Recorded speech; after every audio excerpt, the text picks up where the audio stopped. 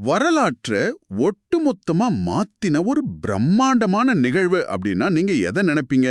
ஒரு மாபெரும் உலகப் போர், பல நாடுகளை கைப்பற்றின ஒரு பேரரசனோட முடிசூட்டு விழா, இல்லனா ஒரு புது கண்டத்தை கண்டுபிடிச்சது, இப்படிதானே உங்க மனம் யோசிக்கும். ஆமா, சாதாரணமா எல்லாரும் அப்படிதான் யோசிப்பாங்க. ஆனா ஒரு சாதாரண இரவு உணவு, நண்பர்களோட ஒரு சின்ன அறையில உட்கார்ந்து சாப்பிட்ட ஒரு ரொம்ப எளிமையான விருந்து, ஒட்டுமொத்த மனித குலத்தோட வரலாற்றையும் கலையையும், ஏன் நீங்க வசிக்கிற ஊரோட கலாச்சாரத்தை கூட கடந்த 2000 வருஷமா தான் கட்டுப்பாட்டுல வச்சிருக்குன்னு சொன்னா உங்களால நம்ப முடிகிறதா? கேக்குறதுக்கு ஒரு மாயாஜாலம் மாதிரி இருக்கலாம், ஆனா அதுதாங்க மறுக்க முடியாத உண்மை.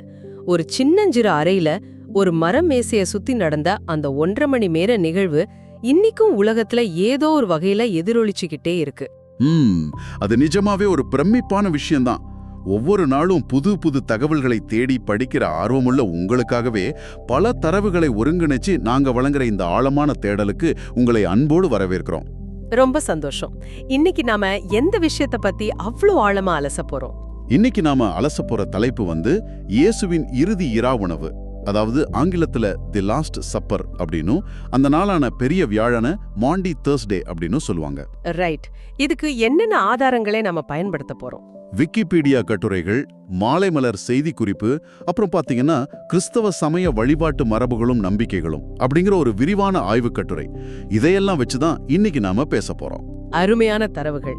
அதாவது எந்த ஒரு குறிப்பிட்ட மதச்சார்பு இல்லாம இது எப்படி உலக வரலாற்றை, உளவியலை, கலாச்சாரத்தை இவ்வளவு தூரம் பாதிச்சதுன்னு நம்ம லாஜிக்கா பார்க்க போறோம். கண்டிப்பா. சரி, நம்ம நேரடியா அந்த வரலாற்று சிறப்பு மிக்க அறைக்கே போயிடலாம். எனக்கு முதல்ல ஒரு அடிப்படையான கேள்வி இருக்கு. இது வியாழக்கிழமை நடந்தது சரி, ஆனா இந்த மாண்டி தர்ஸ்டே அப்படிங்கிற பேர் எப்படி வந்துச்சு? இதுல ஆச்சரியப்பட வைக்கிற முதல் தகவலே இதுதான். நீங்க நினைக்கிற மாதிரி இந்த மாண்டே அப்படிங்கிற வார்த்தையே பாத்தீங்கன்னா ஒரு ஆங்கில வார்த்தை கிடையாது. நிஜமாவா? நான் இத்தனை நாள் அதை ஏதோ இங்கிலீஷ் வார்த்தை நினைச்சிட்டு இருந்தேன். அப்புறம் எந்த மொழியில இருந்து வந்தது? அது மாண்டேட்டம் அப்படிங்கிற ஒரு லத்தீன் சொல்லுல இருந்து மருவி வந்த வார்த்தை. லத்தீன்ல மாண்டேட்டம் அப்படின்னா கட்டளைன்னு அர்த்தம். ஓ, கட்டளை. ரைட். அப்போ அந்த இறுதி இரா உணவின் போது அப்படி என்ன கட்டளையா அவர் கொடுத்தார்? அந்த விருந்து நடக்கும்போது ஒரு கட்டத்துல இயேசு தன் சீடர்களை பார்த்து, நான் உங்ககிட்ட அன்பு செலுத்தினது போல நீங்களும் ஒருத்தருக்கு ஒருத்தர் அன்பா இருங்கன்னு ஒரு புது கட்டளையை கொடுக்கறாரு. ஆஹா, அருமையான விஷயம். ஆமா, அந்த புதிய கட்டளை பிறந்த நாள் தான் இது அப்படிங்கறதால அந்த லத்தீன் வார்த்தையை வச்சு இத மாண்டி தர்ஸ்டே அப்படின்னு கூப்பிட ஆரம்பிச்சாங்க. இத்தனை காலமா இது ஒரு ஆங்கில வார்த்தைன்னு நினைச்சவங்களுக்கு இது கண்டிப்பா ஒரு புது தகவல்.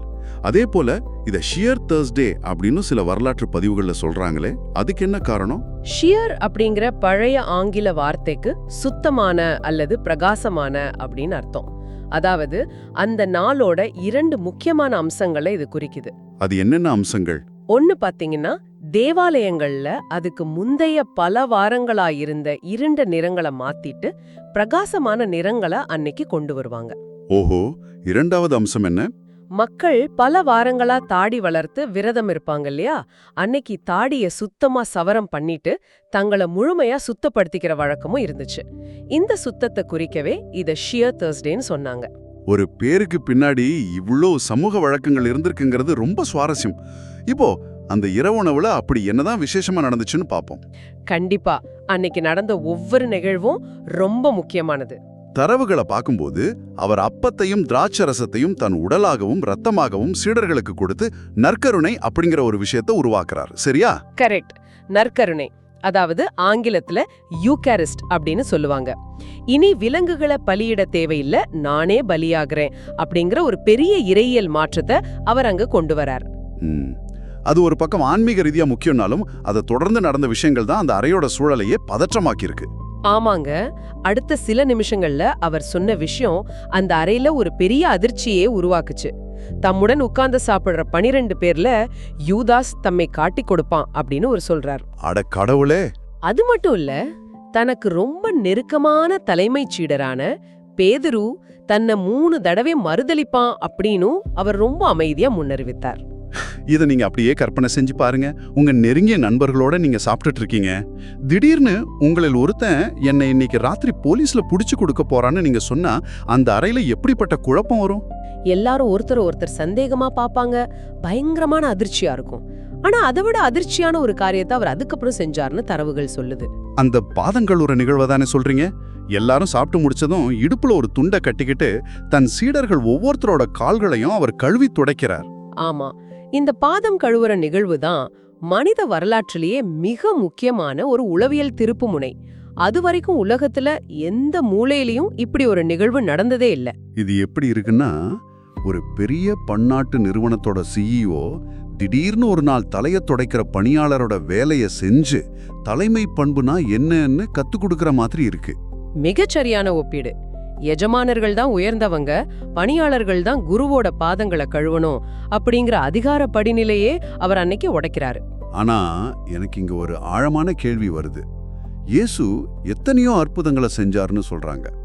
அவர் நினைச்சிருந்தா வானத்திலிருந்து நெருப்ப வரவழைச்சிருக்கலாம். ஆனா ஏன் இந்த சாதாரண தாழ்மையான செயலை தேர்ந்தெடுத்தார்? ரொம்ப நுட்பமான கேள்வி இது. தாமஸ் அக்வினாஸ் அப்படிங்கிற ஒரு பெரிய இறையியலாளர் இதுக்கு ஒரு அற்புதமான விளக்கம் தராரு.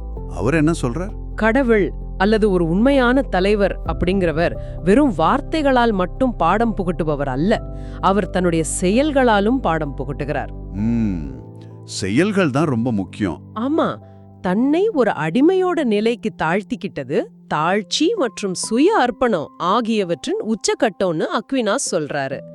அதிகாரம்ங்கிறது மத்தவங்கள அடக்கி ஆள்றதுக்கு இல்ல, அது சேவை செய்யறதுக்கு தான் காட்டவே அவர் இந்த எளிய செயலை தேர்ந்தெடுத்தார். அதிகாரம்ங்கிறது சேவை செய்யறதுக்கு தான். எவ்வளோ அற்புதமான தத்துவம். ஆனா இந்த தத்துவம் எவ்வளோ தெளிவா இருக்கோ, அது நடந்த காலகட்டம் பத்தி வரலாற்றுல அவ்வளோ பெரிய குழப்பம் இருக்கு. நீங்க நற்செய்தி நூல்களுக்கு இடையே இருக்கிற அந்த காலண்டர் முரண்பாடுகளை தானே சொல்றீங்க? ஆமாங்க, இதை எப்படி புரிஞ்சுக்கிறதுன்னு எனக்கு தெரியல. தரவுகளை பார்த்தா ரொம்ப குழப்பமா இருக்கு.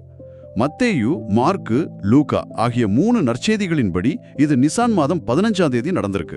அதாவது யூதர்களோட புலிப்பற்ற அப்ப விழாவோட முதல் நாள். கரெக்டா? கரெக்ட்.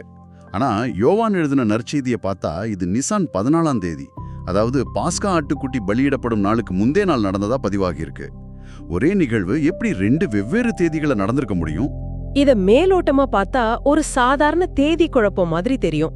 ஆனா கேம்பிரிட்ஜ் பல்கலைக்கழகத்தை சேர்ந்த கோலன் ஹம்ஃப்ரீஸ் அப்படிங்கிற ஒரு இயற்பியல் அறிஞர் இதுக்கு ஒரு சூப்பரான விளக்கம் கொடுத்திருக்கார். ஓ, அவர் என்ன சொல்றாரு? அவரு வரலாற்று பதிவுகளையும் அறிவியலையும் இணைச்சு ஒரு புது கோட்பாட்டை முன்வைக்கிறார். அவரோட ஆய்வின்படி இயேசு கிபி 33 ஏப்ரல் 1ஆம் தேதி இந்த விருந்தை சாப்பிட்டிருக்கலாம். ஒரு நிமிஷம் இருங்க, ஏப்ரல் 1ஆம் தேதியா? அது என்ன கிழமை வருது? அது வியாழக்கிழமை இல்லைங்க, அது ஒரு புதன்கிழமை மாலை. இருங்க, இது எனக்கு ரொம்ப இடிக்குதே. நம்ம இத்தனை தலைமுறையா வியாழக்கிழமை இரவு உணவு நடந்துச்சுன்னு தானே நம்பிக்கிட்டு இருக்கோம். அதுக்காக தான் பெரிய வியாழன்னு கொண்டாடுறாங்க. ஆமா, எல்லாரோட நம்பிக்கையும் அதுதான். ஹம்ப்ரீஸ் சொல்ற மாதிரி இது புதன்கிழமை நடந்திருந்தா நாம இப்ப ஃபாலோ பண்ற புனித வார கேலண்டரே முற்றிலும் ஆட்டங்கானதே. இது எப்படி லாஜிக்கா ஏத்துக்கிறது? உங்க கேள்வி ரொம்ப நியாயமானது தான். ஆனா ஹம்ப்ரீஸ் முன்வைக்கிற லாஜிக் ரொம்ப ஸ்ட்ராங்கா இருக்கு. வெள்ளிக்கிழமை அவர் சிலுவையில அறையப்படுறதுக்கு முன்னாடி என்னென்ன நடந்துச்சுன்னு நீங்க கொஞ்சம் யோசிச்சு பாருங்க. அவர் நள்ளிரவுல கைது செய்யப்படுறார், அப்புறம் விசாரணை நடக்குது. ஆமா, சாதாரணமா இல்ல.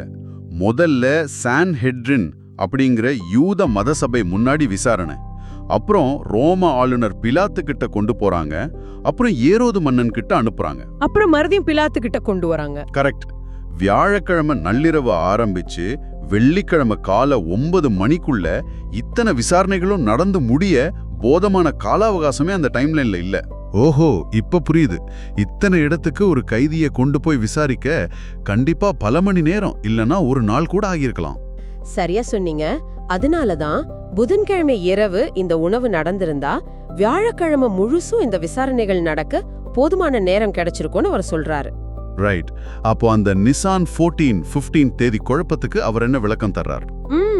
ஹம்ப்ரீஸ் என்ன சொல்றாருன்னா, ஈசு வழக்கமான யூதர்களோட சந்திர நாட்காட்டிய பயன்படுத்தல, அவர் குங்ரான் அப்படிங்கிற பகுதியில வாழ்ந்த எஸ்ஸேனியர்கள் பயன்படுத்திய சூரிய நாட்காட்டிய பயன்படுத்தியிருக்கலான்னு சொல்றார். ஆஹா, சூரிய நாட்காட்டியின் படி பாஸ்கா பண்டிகை செவ்வாய் அல்லது புதன்கிழமை மாலையே தொடங்கிடுமா? ஆமாங்க. அதனாலதான் அதிகாரப்பூர்வ நாட்காட்டியின் படி நிசான் 14க்கு முன்னாடியே அவரால் பாஸ்கா விருந்த உண்ண முடிஞ்சது. லாஜிக் ரொம்ப சரியா பொருந்தி போகுது. நிஜமாவே இது ஒரு புது கோணம். இடத்தை பொறுத்த வரைக்கும் கூட இந்த எஸ்ஸேனியர்கள் தொடர்பு ரொம்ப வலுவா இருக்கு. அந்த மேலறை, அதாவது செனக்கல் அப்படிங்கிற இடம் சியோன் மலையில இருக்கு. ஆமா, தற்போதைய அகழ்வாய்வுகள் கூட அந்த பகுதி எஸ்ஸேனியர்கள் வாழ்ந்த பகுதியா இருக்கலாம்னு தான் சுட்டிக்காட்டுது. சரி, இதெல்லாம் ஒரு புறம் இருக்கட்டும். இது புதன்கிழமையோ இல்ல வியாழக்கிழமையோ ஒரு சின்ன அறையில நடந்த இந்த நிகழ்வு எப்படி பல கண்டங்களை தாண்டி ஒவ்வொரு ஊர் கலாச்சாரத்தோடும் இவ்வளோ நெருக்கமா கலந்தது? அதுதான் இதுல ரொம்ப ஆச்சரியமான விஷயம். உலகளாவிய மரபுகள்னு பார்த்தா பிரிட்டன்ல நடக்கிற ராயல் மாண்டி ஒரு சூப்பரான உதாரணம். பிரிட்டன் அரச குடும்பம் எப்படி இதை பின்பற்றாங்க? இங்கிலாந்து மன்னர் அல்லது ராணி ஒவ்வொரு வருஷமும் முதியவர்களை வரவழைச்சு தன்னோட வயசுக்கு ஏத்த மாதிரி சிறப்பு நாணயங்களை சிவப்பு மற்றும் வெள்ளை நிற பணப்பைகள்ல குடுக்கற வழக்கம் இன்றும் இருக்கு. இத மாண்டி மணின்னு சொல்றாங்க. வாவ், அரச குடும்பமே இப்படி சாதாரண மக்களுக்கு சேவை செய்றாங்களா? நான் கூட படிச்சேன், முதலாம் எலிசபெத் ராணி காலத்துல ராணியே நேரா வந்து ஏழை மக்களோட பாதங்களை கழுவினாங்களாமே. ஆமா, அதிகாரத்தோட உச்சியில இருக்கிறவங்க தங்கள சாதாரண மக்களுக்கு சேவகர்களா காட்டிக்கிற ஒரு அருமையான மரபு அது. இத தவிர கிறிசம் திருப்பலின்னு ஒன்னு இருக்கு. அது தேவாலயங்கள்ல புனித எண்ணெய்களை ஆசீர்வதிக்கிற நிகழ்வு தானே? கரெக்ட். ஆயர்கள் தேவாலயங்கள்ல பயன்படுத்தப்படுற 3 விதமான புனித எண்ணெய்களை ஆசீர்வதிப்பாங்க.